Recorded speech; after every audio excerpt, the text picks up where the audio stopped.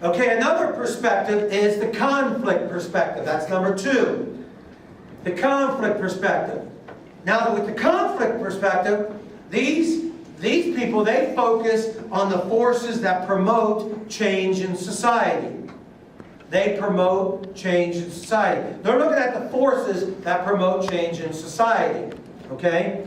Has everybody got that? So, in other words, they're looking at who's got control of the river. So if the river is society flowing smoothly this direction, and the interactions want to know what's going on in the river to make it go that way, conflict perspective, they don't care about what's going on in the river. They want to know who owns the river. You see? Who owns the river? Why does the river go that way and then turn this way and then turn this way? Who has dug the river out? Who has made this river to where it's going one direction? That's conflict perspective. Okay? So what's the base of their theory, do you think? Competition for power. Right. Competition for power. That is the base of their theory. Competition for power. Okay? So if they want to know who owns the river, then they want to know who's competing for the power to make the river turn, twist, and go wherever. You see? Okay, now how do the people with power keep the river going that direction? Shaylee? Establish rules to keep it? Right. They establish rules that will keep their power. And they do that through government, by financing the campaigns of government officials.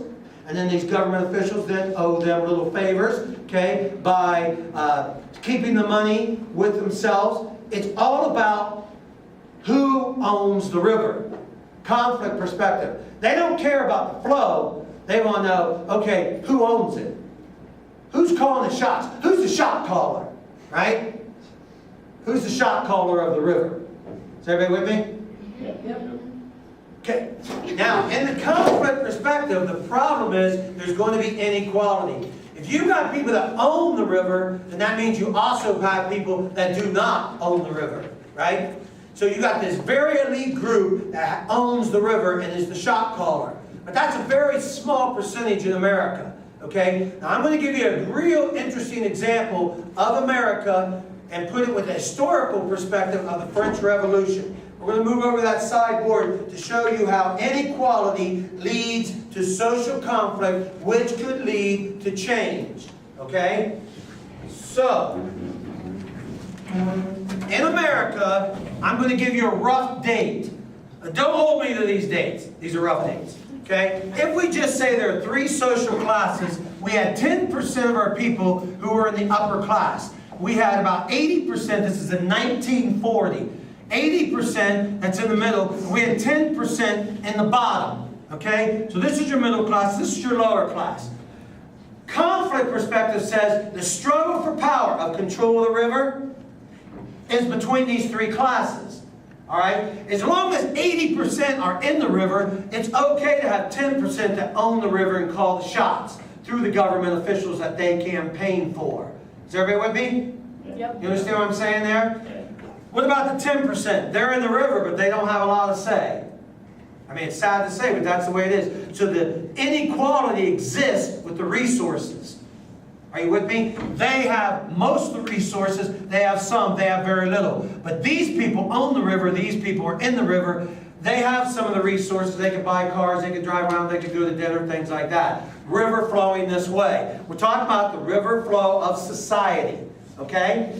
Now, if you move the dates forward, and a lot of this information comes from Clark here, so I'm not plagiarizing. You go into about 1990, okay, in America. Now, this is the U.S.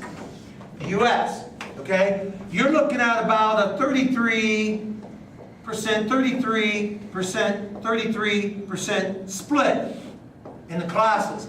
So now, what does that mean? That means out of this, 43, 53, 63, 73, 47% of the people have either gone down or up.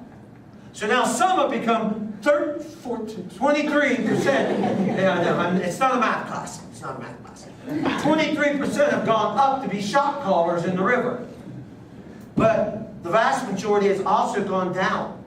23% has gone down to where now they can't even swim in the river. They're barely staying above water in the river. They're not only paycheck to paycheck, they're a paycheck behind. You with me?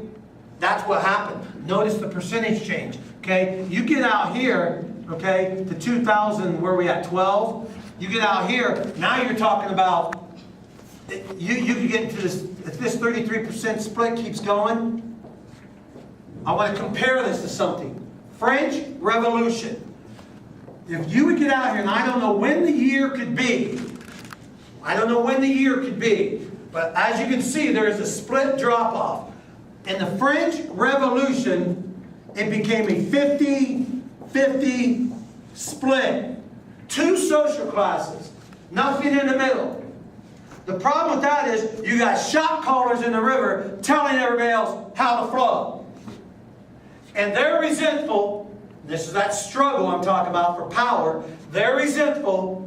They have all the power. They resent that they are being told what to do by these people that have all the power. These people are making the rules that they must follow. If not, they pluck them out of the river and put them in jail. In the French Revolution, a guy named Maximilien Robespierre got sick of that, led these people into a revolution, okay, and the war was on.